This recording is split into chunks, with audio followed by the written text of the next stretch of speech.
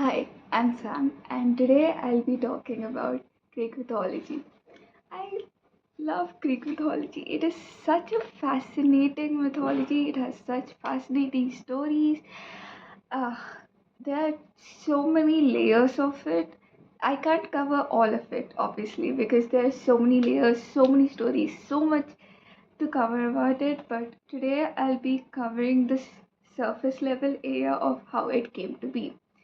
Like, what were before the Titans, what were the Titans, like, and how Zeus, Poseidon, and Hades became the main gods, became the main Greek gods, which are very prominently known nowadays. And the reason I got into Greek mythology is because of Percy Jackson. I read Percy Jackson and I could not stop. I read the entire series and it is my most favorite series ever. A controversial opinion, I like Percy Jackson more than Harry Potter. I'm sorry. It's just, it's, I just love Percy Jackson. It is such a good series.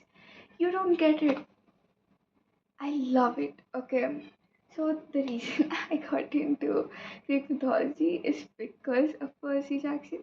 After reading Percy Jackson, I was like, ooh, oh my god, I got so much knowledge of, not so much, but I got knowledge of Greek mythology. Oh, there are like 12 Greek gods. Each Greek god personifies a singular thing, a few things, like how Zeus is the god of the sky, Poseidon is the god of the sea, Hades is the god of hell, Hera is the god of heaven and marriage, Artemis is Aphrodite is the goddess of beauty, Ares is the god of war, Dionysius is the god of wine, Aphrodite is a god of study. I know that she's like brilliant, and all her um half blood kids at the camp are like smart as hell. But I'm not sure. I think Aphrodite is a god of intellect. Apollo is the god of um. There were twins, right? Apollo and Artemis, and Apollo is the arrow guy. He's really good at shooting arrows, and his children are really good at shooting arrows. And then there is Hermes, the messenger god, and Demeter. I think Demeter. I don't know how to describe it, but she's the god of seasons. You could say.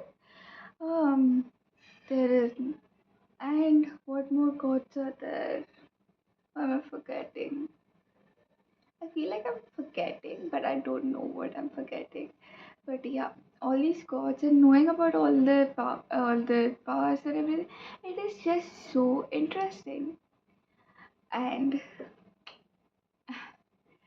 so I'll tell you how it all started. Okay, so first, aeons ago, there was there was Uranus, which was born a person born out of chaos, and there was Gaia, the mother. I'm not sure if I'm pronouncing their names correct, but this Gaia, she's the mother of Earth, and they both have 13 kids together. But Uranus, being scared of his children's rebellion, that they will overtake him and then they'll become stronger than him, they'll defeat him, and then they'll he was just afraid of losing his power to his kids. So but Gaia, instead of killing off her kids, hid them in the earth in her womb because she is the mother of the earth. So she hid them in a corner of the earth to make sure that Uranus would never find them, which they would say is her womb. And then they said that one night she went up, she was with her kids and said, "This is a poison, dagger, or cinch, and I'm giving it to you. You have to kill your father."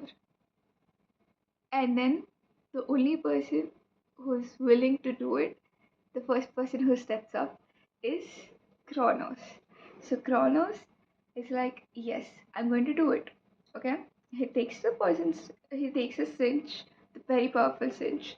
And then that night, when Uranus comes and tries to sleep with Gaia, he comes out of her womb and cuts his uh, thing off, castrates him, and then cuts him into 1,000 pieces.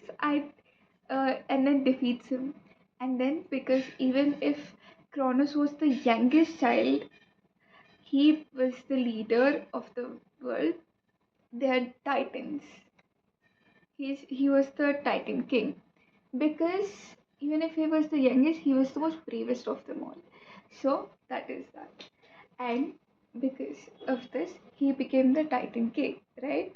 And then after that, he married someone. God, his wife's name. Okay, Kronos.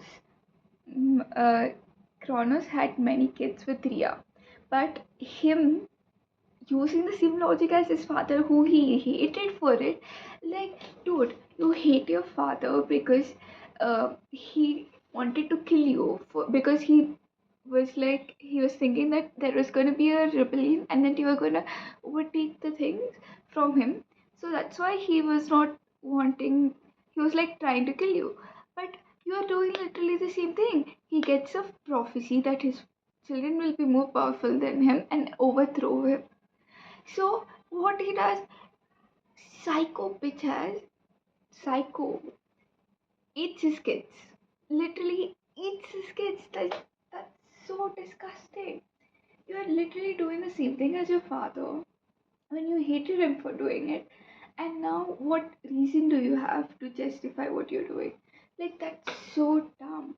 But Rhea, obviously, taking the help from her mother-in-law, Kaya, uh, make let make sure one of the kids escapes.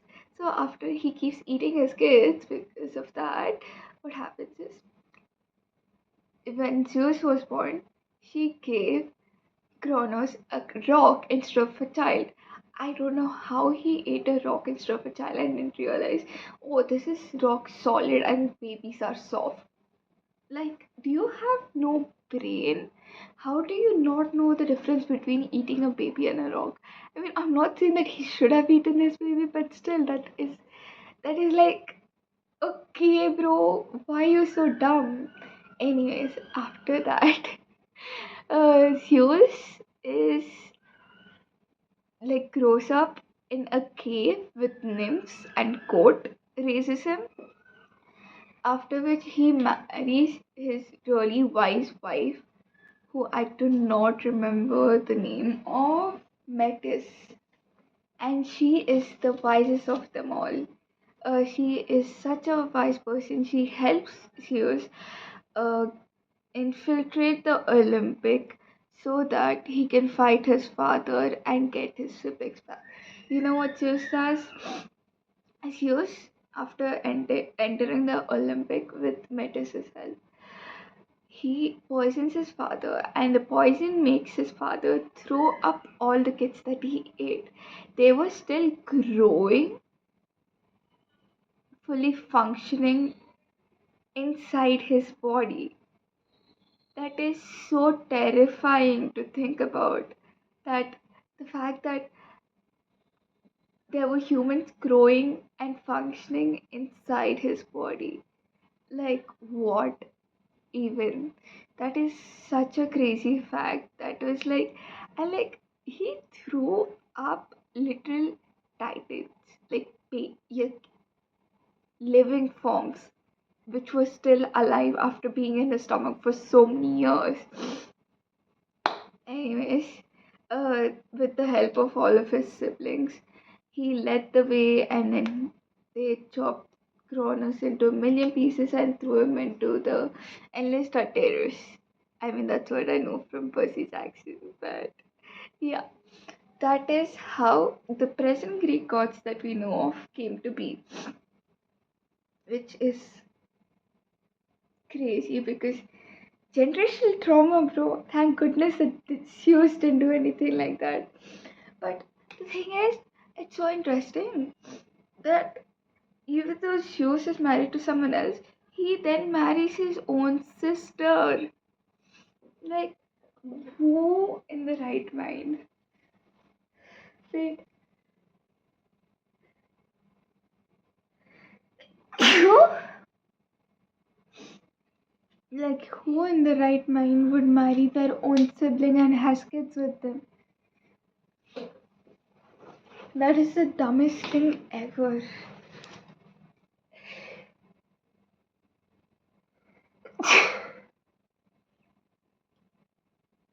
Okay, I think I'm fine now. Anyways, who the fuck has kids with their own siblings? Who the fuck has sex with their own siblings?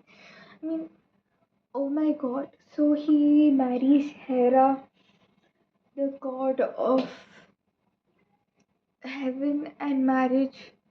Anyways, okay, that was uncalled for. Anyways, so afterwards, after they overthrew Cronos, they decided who gets what. So after they overthrew Cronos, they decided that Zeus will get the sky, Poseidon will get the sea, and Hades will get the hell. Which I'm like, oh, why does Hades have such a bad name when it's not like he had another choice? His brothers took the other two, so he had to take this one. I mean, anyways, uh, after which Gaia, the Gaia or Rhea, I think it Gaia, yeah, Gaia.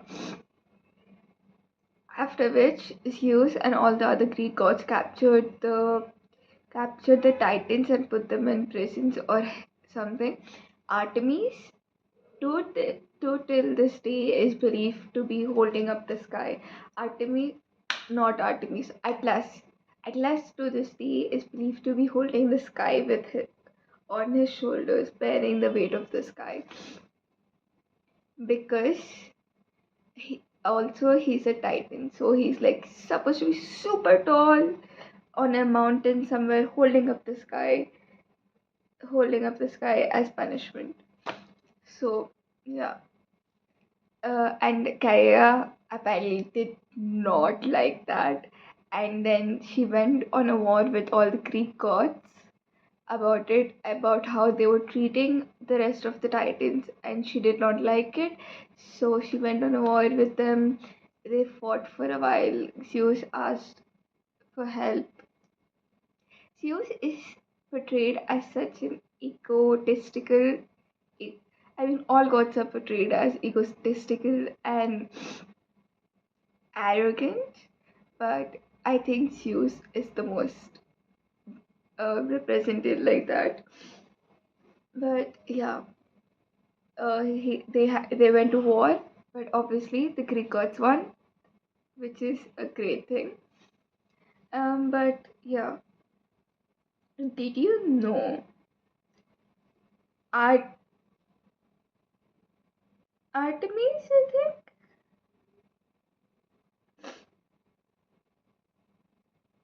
was born out of Zeus's head,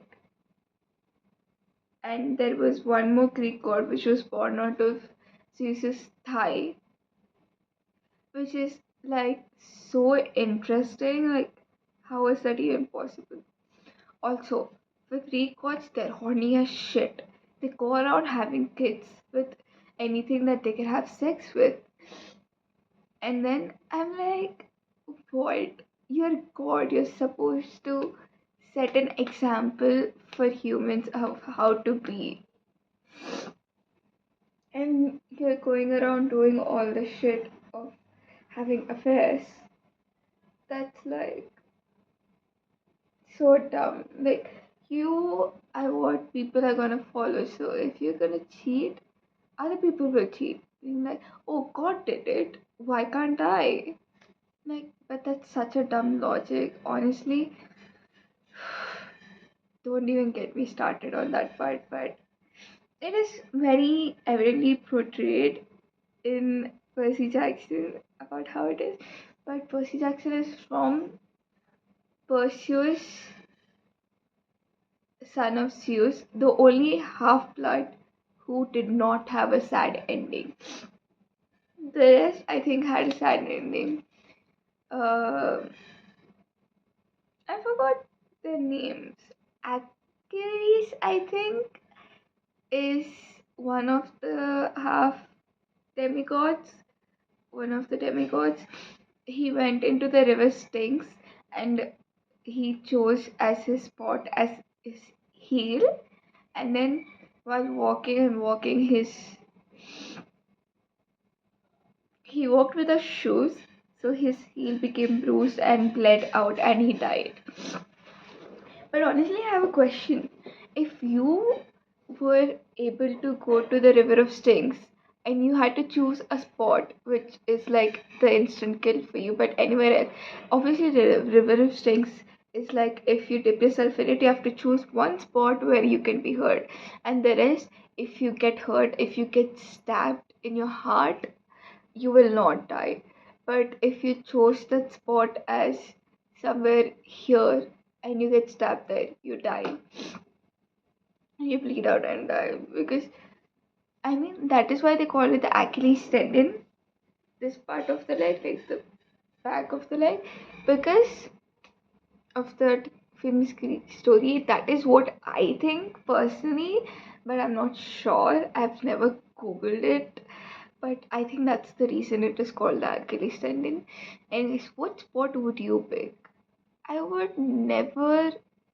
Maybe I would pick my armpit, but it would rub together if I walk like this. But if I walk normally, why would it rub together? But if I have to walk like this, but it wouldn't hurt, right? Because I'm wearing clothes.